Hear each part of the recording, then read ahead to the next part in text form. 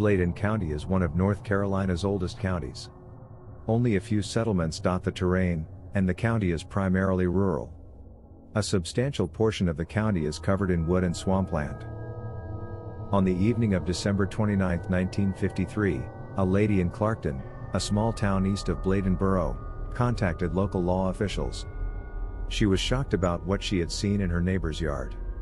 According to her, all of the dogs in the area were barking wildly. She noticed a big cat-like creature, drifting away into the darkness as she approached to investigate. This would be the first sighting of the so-called the Beast of Bladenboro. This began a reign of terror that lasted 13 days. Residents of the small town of only 800 people were horrified when they discovered the beheaded carcasses of their family pets each morning. In Bladenboro on December 31, 1953, just 2 days after the incident in Clarkton, 2 dogs belonging to farmer Johnny Voss were discovered dead. The canines' heads had been ripped off, and their skulls had been crushed. Voss later said in an interview, "My dogs put up a good fight. There was blood all over the porch, big puddles of it, and there was a pool of saliva. It killed one dog at 10:30, and left it lying there. My dad wrapped the dog up in a blanket. The thing came back and got that dog, and nobody has seen the dog since. At 1:30 in the morning, it came back and killed the other dog and took it off. We found it 3 days later in a hedgerow. The top of one of the dog's heads was torn off, and its body was crushed and wet, like it had been in that thing's mouth. The other dog's lower jaw was torn off." This was only the beginning of the horrors to follow in the next year. 2 additional dogs were discovered dead around Bladenboro on January 1, 1954. One had been eaten up so horribly that it was unrecognizable. More canines were discovered dead with mangled corpses over the next 3 days.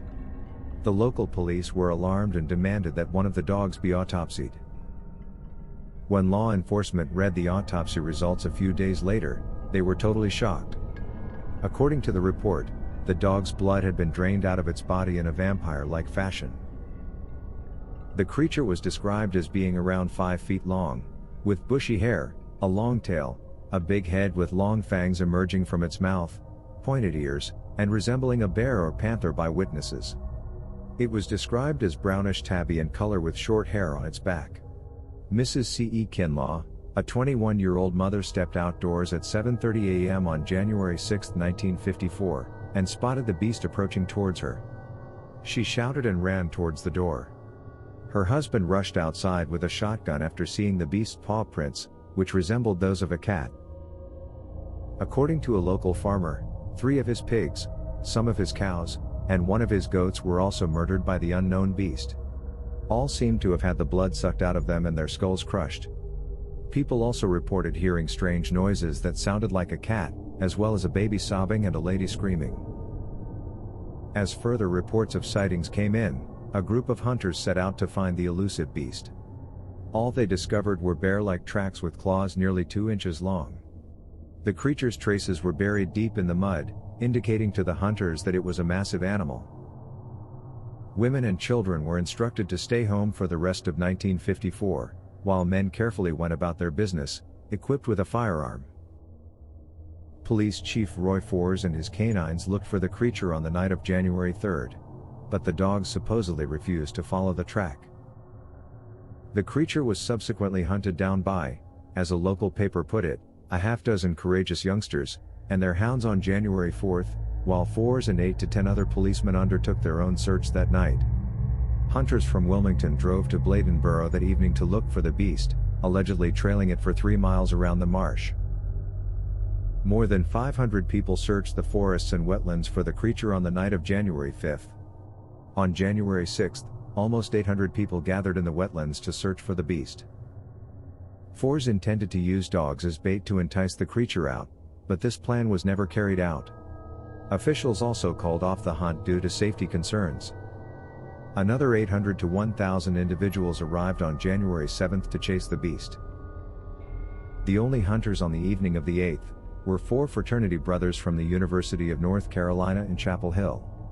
Unless the beast makes another evident murder or a verified sighting, Mayor Fussell declared the hunt over. The previous night's armed hunting teams had grown too large for safety, and Fours got a telegram from a humane charity in Asheville, North Carolina, objecting to his intention to stake out dogs as bait for the beast. Luther Davis, a local farmer, shot a bobcat wrestling with a steel trap in Big Swamp 4 miles outside of town on January 13. The Beast of Bladenboro has been located and killed, according to Bladenboro Mayor Woodrow Fussell. However, whether such a little cat could have killed and mutilated the dogs has been questioned. Mayor Fussell was photographed with the animal. The photo was circulated in the media. Experts, on the other hand, have questioned whether such a small creature could have killed and mutilated the dogs of that size. But this was not the end of the beast. In Lexington, North Carolina, 60 goats were discovered dead and drained of blood in September 2007. The goats' owners, Glenda and Bruce Floyd, discovered them early one morning. Farmer Billy Yao's goats were also slaughtered in this manner. The necks of the victims had been pulled out, and their bodies had been mutilated. Bill Robinson discovered his 3-year-old pit bull terrier eviscerated in October 2007. Robinson buried the dog, but it was discovered the next morning in the same location, as if it had been dug up and returned. Leon Williams discovered his 2-year-old pit bull dead 4 days later. His chain was dangling across a ditch. The carcass was covered with blood and portions were missing. There was no evidence of a fight. During a 2-week period in Brunswick County, 10 dogs died on Brown, Midway, and Rutland roads. The predator's traces matched those of Bladenboro's the Beast. Robert Smith, a local man, discovered footprints around the church and in the community gardens. "My fist could fit in them," he said, adding that he'd never seen anything like them before. Animal Services investigated the tracks and droppings but were unable to locate the source. The most recent incident was reported in 2010 by a rural household in Lincolnton. Their car had been torn and mangled, and bizarre claw-like prints had been discovered on it, they informed authorities. The tracks around the car were also strange, they said. They could only discover them in the vicinity of the car. Some people think the beast still exists today, and the town of Bladenboro has a Beast of Bladenboro festival every year, to attract more visitors and draw attention to the region. The last one drew almost 10,000 people. We will put a link below to their site. Monster Quest, the TV program, conducted a hunt for the beast in 2008. They came to the conclusion that what individuals were seeing was a cougar. Cougars, on the other hand, have been declared extinct along the east coast of the United States, with the exception of the Florida Point. But many experts have dismissed this claim. So what do you think of the Beast of Bladenboro? Let us know in the comments below. And as always, please like and subscribe.